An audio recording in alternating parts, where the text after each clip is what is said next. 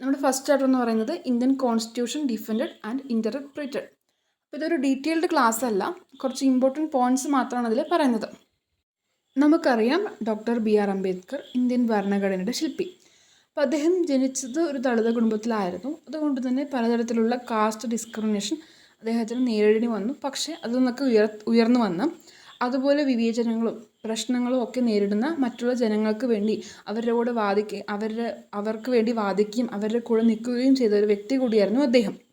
അപ്പോൾ ഈ സ്പീച്ച് എന്ന് പറയുന്നത് 1949 നവംബർ 25 ഇന്ത്യൻ ഭരണഘടനാ അസംബ്ലിയിൽ വെച്ച് അദ്ദേഹം നടത്തിയ ഒരു സ്പീച്ച്, ലാസ്റ്റ് ഒരു സമാപന പ്രസംഗം എന്ന് പറയും. അപ്പോൾ ആ ഒരു സ്പീച്ചാണ് നമ്മുടെ ഈ ചാപ്റ്റർ എന്ന് പറയുന്നത്. അപ്പോൾ ഈ സ്പീച്ച് എടുത്തിരിക്കുന്നത് രാമചന്ദ്ര ഗുഹയുടെ മേക്കേഴ്സ് ഓഫ് മോഡേൺ ഇന്ത്യ ആ ഒരു ബുക്കിൽ നിന്നാണ്. 1948 ഡ്രാഫ്റ്റ് അവതരിപ്പിച്ചതിന് ശേഷം ഏകദേശം ഒരു വർഷത്തോളമുള്ള നീണ്ട ആലോചനകൾക്കും ചർച്ചകൾക്കൊക്കെ ശേഷം ഫൈനലി ഇന്ത്യൻ ഭരണഘടന അംഗീകരിക്കപ്പെട്ടു. അപ്പോൾ അവിടുത്തെ അവസാനത്തെ ഒരു സ്പീച്ചിൽ ഡോക്ടർ BR അംബേദ്കർ പറഞ്ഞു, ഈ കോൺസ്റ്റിറ്റ്യൂഷൻ്റെ വിജയത്തിൽ തൻ്റെ മാത്രമല്ല മറ്റുള്ളവരുടെയും പങ്ക് വളരെ പ്രധാനമാണ്. സോ BN റാവു അദ്ദേഹമാണ് ഇന്ത്യൻ കോൺസ്റ്റിറ്റ്യൂഷൻ്റെ ഫസ്റ്റ് ഡ്രാഫ്റ്റ് ഉണ്ടാക്കിയത്. സോ അദ്ദേഹത്തെ ഡോക്ടർ BR അംബേദ്കർ അവിടെ അഭിനന്ദിച്ചു. ഡ്രാഫ്റ്റിംഗ് കമ്മിറ്റി നല്ല ഹാർഡ് വർക്കും ഡെഡിക്കേഷനും അതുപോലെ സ്കില്ലോടുകൂടി 141 ഡേയ്സ് വർക്ക് ചെയ്തു. നമ്മുടെ കോൺസ്റ്റിറ്റ്യൂഷൻ്റെ ചീഫ് ഡ്രാഫ്റ്റ്സ്മാൻ ആയിരുന്നു ശ്രീ SN മുഖർജി. അദ്ദേഹമാണ് ഏറ്റവും കോംപ്ലക്സ് ആയിട്ടുള്ള ഐഡിയാസിനൊക്കെ സിമ്പിളായിട്ട് എഴുതിയത്. സോ അദ്ദേഹത്തെയും അതുപോലെ ലേറ്റ് നൈറ്റ്സിലും ഒരുപാട് ഹാർഡ് വർക്ക് ചെയ്ത സ്റ്റാഫ്സിനെയും ഡോക്ടർ BR അംബേദ്കർ അഭിനന്ദിച്ചു. കോൺഗ്രസ് പാർട്ടിയുടെ ഡിസിപ്ലിനും മറ്റ് കാര്യങ്ങളൊക്കെ അസംബ്ലിയിൽ പ്രശ്നങ്ങളൊന്നും ഇല്ലാതെ പോകാനായിട്ട് ഹെൽപ്പ് ചെയ്യും. അതുപോലെ കുറച്ച് മെമ്പേഴ്സായിട്ടുള്ള കമ്മത്ത് അതുപോലെയുള്ള കുറച്ച് മെമ്പേഴ്സൊക്കെ നമ്മുടെ ഭരണഘടനയുടെ കുറച്ച് ഐഡിയാസിനൊക്കെ അവർ എതിർക്കുകയും ചലഞ്ച് ചെയ്യുകയൊക്കെ ചെയ്തു. അതുകൊണ്ട് തന്നെ അവിടെയുള്ള ഡിബേറ്റ് എന്ന് പറയുന്നത് കുറച്ചുകൂടെ എൻകറേജിങ് ആയിട്ട് മാറി. അതുപോലെ അസംബ്ലിയുടെ പ്രസിഡൻറ്റ് അവിടെയുള്ള പ്രൊസീജിയേഴ്സും മറ്റു കാര്യങ്ങളൊക്കെ ഫെയറും എഫക്റ്റീവായിട്ടാണ് നടക്കുന്നതെന്നും ഉറപ്പുവരുത്തി.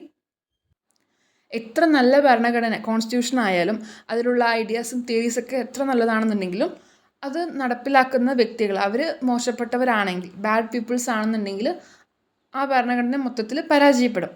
പക്ഷേ അതേസമയം ആ കോൺസ്റ്റിറ്റ്യൂഷൻ എത്ര മോശപ്പെട്ടതാണെന്നുണ്ടെങ്കിലും അത് നടപ്പിലാക്കുന്ന വ്യക്തികൾ നല്ലവരാണെന്നുണ്ടെങ്കിൽ, അവർ നല്ല രീതിയിൽ നടപ്പിലാക്കിയിട്ടുണ്ടെന്നുണ്ടെങ്കിൽ അവിടെ ഒരു പ്രശ്നം വരില്ല. കോൺസ്റ്റിറ്റ്യൂഷൻ നമുക്ക് പലതരത്തിലുള്ള സംവിധാനങ്ങൾ ചെയ്തിരുന്നുണ്ട്. പക്ഷേ അതിൻ്റെ ഒരു സക്സസ് എന്ന് പറയുന്നത് ജനങ്ങളെ, പീപ്പിൾസിനെയും അതുപോലെ കുറേ പാർട്ടികൾ ഉണ്ടാവില്ലേ, അതിനെയൊക്കെ ഡിപ്പെൻഡ് ചെയ്തിട്ടായിരിക്കും ഉണ്ടാവുക. അതുപോലെ ആർക്കും ഒന്നും പ്രെഡിക്റ്റ് ചെയ്യാൻ പറ്റില്ല. ഇപ്പോൾ ഭാവിയിലായാലും അല്ലെങ്കിൽ എപ്പോഴായാലും ഇന്ത്യൻസ് എന്തെങ്കിലും ഒരു പ്രശ്നം വരുന്ന സമയത്ത് ഈ ഡെമോക്രാറ്റിക് ആയിട്ടുള്ള മെത്തേഡ്സ് തന്നെ ഫോളോ ചെയ്യുമോ ഇല്ലയോ എന്ന് ആർക്കും പ്രെഡിക്റ്റ് ചെയ്യാൻ പറ്റില്ല. പ്രൊലൈറ്റേറിയറ്റിൻ്റെ ഡിക്റ്റേറ്റർഷിപ്പ് എന്ന് പറഞ്ഞിട്ടുള്ള ആ ഒരു ആശയം, അല്ലെങ്കിൽ പ്രൊലൈറ്റേറിയറ്റിൻ്റെ ഏകാധിപത്യം, ആ ഒരു ആശയം ഭരണഘടനയിൽ ഇല്ലാത്തത് കൊണ്ട് കമ്മ്യൂണിസ്റ്റുകാർ അതിനെ ഒപ്പോസ് ചെയ്തു, വിമർശിച്ചു അല്ലെങ്കിൽ എതിർത്തു എന്ന് പറയാം. സോഷ്യലിസ്റ്റുകാർ പ്രോപ്പർട്ടീസിനെയൊക്കെ ഒരു കോമ്പൻസേഷനും കൂടാതെ നാഷണലൈസ് ചെയ്യാനുള്ള ആ ഒരു പവറും കൂടാതെ മനുഷ്യൻ്റെ ഫണ്ടമെൻ്റൽ റൈറ്റ്സ്, മൗലികാവകാശങ്ങൾ അതും കൂടെ വേണമെന്ന് ആവശ്യപ്പെട്ടു.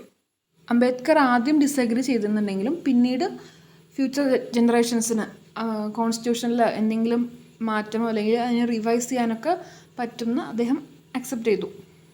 അതുപോലെ തന്നെ നമ്മളിപ്പോൾ എന്തെങ്കിലും ഒരു മാറ്റം കൊണ്ടുവരണം, ഒരു ചേഞ്ചോ എന്തെങ്കിലും ഒന്ന് നടപ്പാക്കണം, അങ്ങനെ എന്തെങ്കിലുമൊക്കെ ഉണ്ടെന്നുണ്ടെങ്കിൽ നമ്മൾ കോൺസ്റ്റിറ്റ്യൂഷൻ, ഭരണഘടനാപരമായ കോൺസ്റ്റിറ്റ്യൂഷൻ അതിൻ്റെ ബേസിലുള്ള ആ ഒരു മെത്തേഡ്സ് അതൊക്കെ നമ്മൾ യൂസ് ചെയ്യാൻ പറ്റുള്ളൂ. വേറെ രീതിയിലൊന്നും ചെയ്യാതെ കോൺസ്റ്റിറ്റ്യൂഷൻ്റെ ഭാഗമായിട്ടുള്ള മെത്തേഡ്സൊക്കെയാണ് നമ്മൾ യൂസ് ചെയ്യേണ്ടതെന്ന് അംബേദ്കർ സ്ട്രിക്റ്റ് ആയിട്ട് തന്നെ പറഞ്ഞു. റെവല്യൂഷണറി മെത്തേഡ്സിലായിട്ടുള്ള ഈ സിവിൽ ഡിസോബീഡിയൻസ്, അതായത് സത്യാഗ്രഹം, അങ്ങനത്തെ മറ്റ് പല മെത്തേഡ്സൊക്കെ ഇല്ലേ, അതൊക്കെ ഒഴിവാക്കിയിട്ട് നമ്മൾ ഭരണഘടനാപരമായിട്ടുള്ള മെത്തേഡ്സൊക്കെയാണ് ഉപയോഗിക്കാൻ പറഞ്ഞത്. അതുപോലെ ഹീറോ വർഷിപ്പ്, അതൊക്കെ ഇന്ത്യൻ പൊളിറ്റിക്സിൽ ആ വർഷിപ്സിനൊക്കെ അംബേദ്കർ എതിരായിരുന്നു. അതുപോലെ പൊളിറ്റിക്സിൽ ഈ ഭക്തി, ഡിവോഷൻ അതൊക്കെ ഉണ്ടെന്നുണ്ടെങ്കിൽ അത് ഡിക്റ്റേറ്റർഷിപ്പിന് നയിക്കും. അപ്പോൾ അതൊക്കെ ഒഴിവാക്കാനാണ് അംബേദ്കർ പറഞ്ഞത്. പൊളിറ്റിക്കൽ ഡെമോക്രസി എന്ന് പറയുന്നത് സോഷ്യൽ ഡെമോക്രസിയിൽ നിൽക്കുന്ന ഒരു സംഭവമാണ്. എന്താണ് ഈ സോഷ്യൽ ഡെമോക്രസി? അതെന്ന് പറഞ്ഞാൽ ലിബർട്ടി, ഇക്വാലിറ്റി ആൻഡ് ഫ്രട്ടേണിറ്റി, ഇത് മൂന്നും കമ്പൈൻ ചെയ്ത് നിൽക്കുന്ന ഒരിതാണ് സോഷ്യൽ ഡെമോക്രസി. ലിബർട്ടി, സ്വാതന്ത്ര്യം, സമത്വം, അതുപോലെ സൗഹൃദം, ഇത് മൂന്നും ഉണ്ടെന്നുണ്ടെങ്കിൽ അവിടെ സോഷ്യൽ ഡെമോക്രസി ഉണ്ടെന്ന് പറയാൻ പറ്റുള്ളൂ.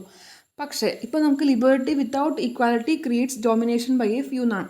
നമുക്കവിടെ സ്വാതന്ത്ര്യം ഇഷ്ടംപോലെ ഉണ്ട്, പക്ഷെ നമുക്കവിടെ ഈക്വാലിറ്റി ഇല്ല. എല്ലാവരും നമ്മളൊരു ഈക്വാലിറ്റി ഇല്ലാന്നുണ്ടെങ്കിൽ അവിടെ നമ്മളെ കുറച്ച് പേര് നമ്മളവിടെ ഡോമിനേറ്റ് ചെയ്യാൻ സാധ്യതയുണ്ട്. അതുകൊണ്ട് ലിബർട്ടി ഈക്വാലിറ്റി ഒക്കെ വേണം. ഇനിയിപ്പോൾ ഈക്വാലിറ്റി ഉണ്ട് പക്ഷെ അവിടെ ലിബർട്ടി ഇല്ലാന്നുണ്ടെന്നുണ്ടെങ്കിൽ ഇനീഷ്യേറ്റീവും ക്രിയേറ്റീവായിട്ടുള്ള കാര്യങ്ങളൊക്കെ അവിടെ നശിക്കാൻ സാധ്യതയുണ്ട്. അപ്പോൾ സ്വാതന്ത്ര്യം, ലിബർട്ടി, ഇക്വാലിറ്റി, ഫ്രട്ടേണിറ്റി, ഇത് മൂന്നും ഒരുമിച്ച് എന്തായാലും വേണം. ഇത് മൂന്നും ഇല്ലയെന്നുണ്ടെങ്കിൽ, ഇതിപ്പോൾ ഇതൊന്നും ഇല്ല, ഫ്രട്ടേണിറ്റി ഇല്ല, ലിബർട്ടി, ഇക്വാലിറ്റി, ഇതൊന്നും ഇല്ലയെന്നുണ്ടെന്നുണ്ടെങ്കിൽ അവിടെ പുതിയൊരു ഫോഴ്സ്, പുറത്തുനിന്നൊരു ഫോഴ്സ് വേണം. നമുക്കവിടെ സർവൈവ് ചെയ്യണം എന്നുണ്ടെങ്കിൽ, ഇതൊന്നും മൂന്നും ഇല്ല പക്ഷെ നമുക്കവിടെ സർവൈവ് ചെയ്യുന്നുണ്ടെങ്കിൽ നമ്മളെ ആരെങ്കിലും ഫോഴ്സ് ചെയ്യണം. അപ്പോൾ നമ്മൾ പോലീസും മറ്റു കാര്യങ്ങളൊക്കെ ഇല്ലേ, അതൊക്കെ നമുക്ക് എന്തെങ്കിലും പ്രശ്നം വന്നു കഴിഞ്ഞാൽ അവർ വരില്ലേ. അപ്പോൾ ഇത് മൂന്നും ഇല്ലാത്ത ഒരു സ്ഥലത്ത് പുറത്തുനിന്നൊരു ഫോഴ്സ് വേണ്ടി വരും, അല്ലെങ്കിൽ നമുക്ക് അവിടെ സർവൈവ് ചെയ്യാൻ പറ്റില്ല. ഇന്ത്യയിൽ ഇപ്പോഴും ജാതിപരമായിട്ടുള്ള, കാസ്റ്റ് ബേസ്ഡ് ആയിട്ടുള്ള ആ ഒരു സോഷ്യൽ ഇൻഇക്വാലിറ്റി നിലനിൽക്കുന്നുണ്ട്. അതുപോലെ തന്നെ എക്കണോമിക് ഇംബാലൻസ് പറയുകയാണെന്നുണ്ടെങ്കിൽ ഇന്ത്യയിൽ കുറച്ച് പേര് നല്ല രീതിയിൽ വളരെയധികം റിച്ചാണ്, പക്ഷേ കുറേ പേര്, ബഹുഭൂരിപക്ഷം ആൾക്കാരും ഇന്ത്യയിൽ എന്താണ്, ദാരിദ്ര്യത്തിൽ നിൽക്കുന്നവരാണ്. അതുകൊണ്ട് തന്നെ ഈ ഒരു കാര്യങ്ങൾ, സോഷ്യൽ ഇൻഇക്വാലിറ്റി, എക്കണോമിക് ഇംബാലൻസ്, ഈ കാര്യങ്ങളെക്കുറിച്ചൊക്കെ എടുത്ത് അംബേദ്കർ പറയുന്നുണ്ട്. 1950 ജനുവരി 26 മുതൽ പൊളിറ്റിക്കൽ ഇക്വാലിറ്റി എന്തായാലും വരും. ഓരോരുത്തർക്കും ഓരോ വോട്ട് എന്ന രീതിയിൽ പൊളിറ്റിക്കൽ ഇക്വാലിറ്റി ഉണ്ടാവും. ഓരോ വോട്ടിനും ഓരോ മൂല്യമുണ്ട്. അപ്പോൾ ഓരോരുത്തർക്കും ഓരോ വോട്ട്, ഓരോ മൂല്യം. പക്ഷേ ഈ സോഷ്യൽ ഇൻഇക്വാലിറ്റി എന്തായാലും മുന്നോട്ട് പോയിക്കൊണ്ടിരിക്കും. കാരണം അത് മാറണമെന്നുണ്ടെങ്കിൽ ഓരോരുത്തരും വിചാരിക്കണം. അപ്പോൾ ഈ സോഷ്യൽ ഇൻഇക്വാലിറ്റി നമ്മളത് നീക്കം ചെയ്തേ പറ്റൂ. ഇന്ത്യയിൽ എന്തായാലും നമ്മൾ സോഷ്യൽ ഇൻഇക്വാലിറ്റി നീക്കം ചെയ്യണം. അത് പോയില്ല എന്നുണ്ടെങ്കിൽ ഈ ഒരു പ്രശ്നം, സോഷ്യൽ ഇൻഇക്വാലിറ്റി എന്നുള്ള പ്രശ്നം നീക്കം ചെയ്തില്ല എന്നുണ്ടെങ്കിൽ പൊളിറ്റിക്കൽ ഡെമോക്രസി തന്നെ അവിടെ നമുക്ക് നശിപ്പിക്കപ്പെടും. അപ്പോൾ നമ്മൾ എന്തായാലും ഈ ഒരു സോഷ്യൽ ഇൻഇക്വാലിറ്റി എന്നുള്ള ആ ഒരു പ്രശ്നം നമ്മൾ സോൾവ് ചെയ്തേ പറ്റൂ. അപ്പോൾ ഇതാണ് ഈ ചാപ്റ്റർ. അത്യാവശ്യം കുറച്ച് നല്ല വലിയ സ്പീച്ച് തന്നെയാണ് ടെക്സ്റ്റിലുള്ളത്. അതിലുള്ള എല്ലാ കാര്യങ്ങളും ഞാൻ പറഞ്ഞിട്ടില്ല. എനിക്ക് തോന്നിയ കുറച്ച് ഇമ്പോർട്ടൻറ്റ് പോയിൻറ്റ്സ് അതാണ് ഞാൻ ഇവിടെ പറഞ്ഞിട്ടുള്ളത്. അപ്പോൾ ടെക്സ്റ്റ് നല്ല രീതിയിൽ വായിക്കുക എല്ലാവരും.